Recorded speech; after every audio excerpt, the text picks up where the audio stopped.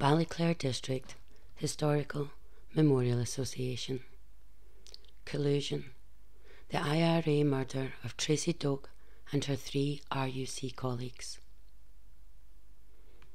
The RUC was to suffer much loss in 1985 during the IRA and INLA's onslaught of mortar and bomb attacks.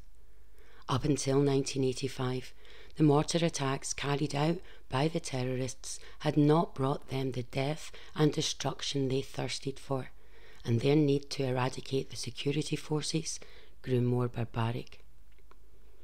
In 1985 alone, 22 members of the RUC were killed from such attacks carried out by the IRA and the INLA, with 9 mortar attacks in this year alone. On the 28th of February 1985, the IRA South Armagh Brigade launched a heavy mortar attack on the RUC base at Corrie Square in Newry. The attack killed 9 RUC officers and injured almost 40 others, the highest death toll ever suffered by the RUC. The next was a bomb attack carried out by the same IRA unit which took place on the 20th of May 1985, causing the death of 4 more young RUC officers. The Garda Síochána were escorting a Brinks-Mat security van carrying money over the Irish border along the main Dublin to Belfast road. They were scheduled to meet and pass on responsibility to an unmarked 2-car RUC patrol. No one knew that the IRA had received the precise details of the handover point from a rogue Garda.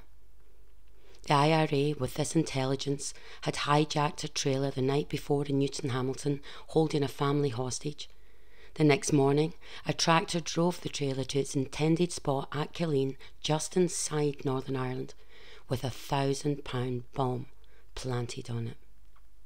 The RUC patrol took control of the security van from the Garda Síochána, and only 50 yards after they set off, the bomb was detonated, completely destroying the vehicle and instantly killing the 4 RUC officers.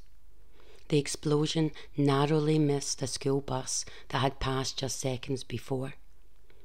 The Garda Síochána initially denied the bomb had been set off in the Republic, but it was established at an inquest that it was indeed detonated from there.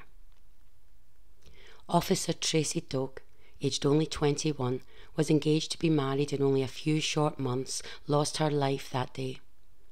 Tracey had always wanted to follow in the footsteps of her father and older brother and join the RUC. She joined the RUC Police Cadets in 1980. At 18, she graduated from the training college at Enniskillen and was posted to Newry.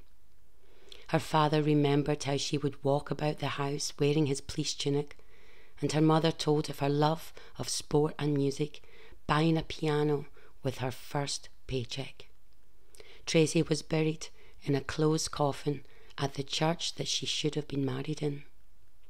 The 3 other officers with Tracey were Officer Stephen Rogers, aged only 19, Officer David Baird, aged only 22, Inspector William Wilson, at 28 years old and recently promoted to the rank of Inspector. Billy, as he was known, was both the eldest and most senior of the officers who died. The IRA admitted responsibility and in a statement boasted that the operation had been carried out in an area overlooked by observational posts. The IRA's statement continued that any RUC man or woman who wishes to resign from the force should contact us through an intermediary, and that person does not wish to be a target. The RUC uncovered a mole with the Garda Síochána and found that an Irish police officer colluded with the IRA by sharing vast amount of intelligence, even recruiting terrorists from within his force. The intelligence that he shared caused security breaches and the known deaths of 6 RUC officers. 2 years later, the information he gave the IRA enabled it to murder Lord Justice Gibson and his wife, planting a bomb exactly where the couple were to be given to the RUC to safely escort them as they went on holiday. This, the same Garda, at the centre of these collusion claims, is also implicated in the death 3 years later of Tom Oliver, aged 37, a father of 7, who farmed close to Doak. The IRA abducted, tortured and murdered him for passing on information to the Garda. This treacherous man, who was clearly involved yet wasn't even reprimanded, and even though these killings were identical in involving cross-border security traffic movements that only the RUC and the Garda Síochána were privy to. This, a now retired Irish police officer, was the cause of so much murderous slaughter, yet he was never prosecuted, never even reprimanded, merely given a transfer to another Garda station, to a place, it was said, where he could cause no further damage. Then he was able to retire with a very handsome Garda pension. The families of the 4 RUC officers have fought for many years for justice for their murdered loved ones. Tracey Doak's father, Beatty Doak, was a founding member of the RUC George Cross Parents and Widows Association and part of a delegation of RUC victims' families to visit Downing Street with the Police Federation. He told how his meeting with the Prime Minister, Tony Blair, helped scupper plans for controversial on-the-run legislation. Mr. Doak was honoured by our late Queen, receiving the Member of the Order of the British Empire Medal for his services to the police welfare. Tracey's mum, Jean, was also awarded the British Empire Medal for her voluntary services to the community throughout her years. Today, it seems like there is little hope that those who committed such heinous crimes will ever be brought to justice. Our thoughts are with all the families, with prayers of hope that one day they will receive the justice they rightly deserve.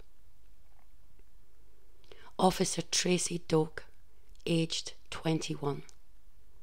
Officer Stephen Rogers, aged 19.